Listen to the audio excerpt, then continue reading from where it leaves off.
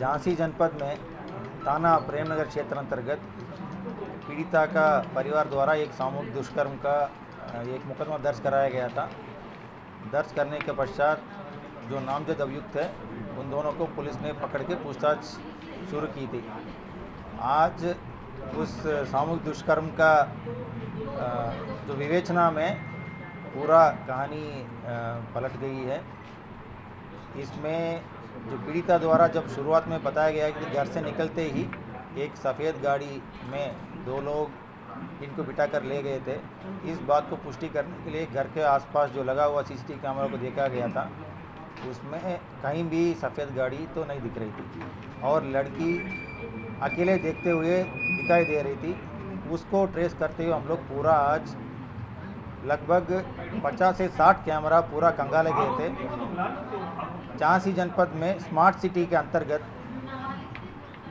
पूरा शहर में नगर निगम द्वारा कैमरा लगाया गया था। उस कैमरा में पीड़िता कैद हो गई थी। पीड़िता अकेले ऑटो में आते हुए दिख गई थी और शहर में पूरा घूमने के बाद ये अपना किले में जाके पूरा वहाँ पे वेट भी करती रही।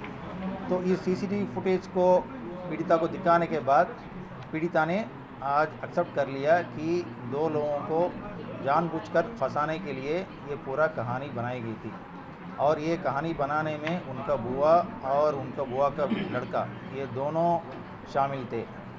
कहानी ये है कि जब पीड़िता एक लड़का से बातचीत कर रही है, उस लड़के के साथ शादी करने के लिए कहीं जाना चाह रही थी, उसको लेके घर से निकली थी। घर से निकलते के पश्चात एक दुकान में जाके अपना पायल और एक बिछिया भी खरीदी थी।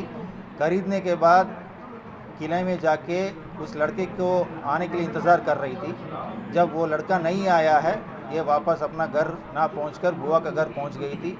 बुआ का घर सुबह 10:30 से 11 बजे के बीच में पहुंच गई। पहुंचने के बाद बुआ और उनका बेटा ने मिलकर पूरा इनको समझा बुझाकर 12 घंटे के पश्चात इस तरह का सामूहिक दुष्कर्म का आरोप लगाते हुए एक मुकदमा दर्ज कराया है, जिसमें 2 निर्दोष लोग अनावश्यक रूप में जेल जाने थे।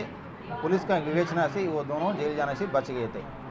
सेक्शन 22 पॉक्सो एक्ट का तहत जो फर्जी सूचना इस तरह देने वालों के खिलाफ कार्रवाई करने का प्राविधान है, उसके तहत पुलिस द्वारा कार्रवाई की जाएगी। दोनों आरोपी हैं, उनका क्या होगा? छोड़ दिए गए या गिरफ्तार कर लिए गए? जैसे अभी मैंने बताया, विवेचना के दौरान ये स्पष्ट रूप से क्लियर हो गया कि वो दोनों अभियुक्त इस घटना में शामिल नहीं थे, वो दोनों निर्दोष हैं। सर, बुआ पकड़ ली गई है? जो मैंने अभी पहले बताया था कि सेक्शन 22 पॉक्सो एक्ट के तहत जो इसमें फर्जी सूचना देकर किसी व्यक्ति को फंसाने की कोशिश की है, उन लोगों के खिलाफ कार्रवाई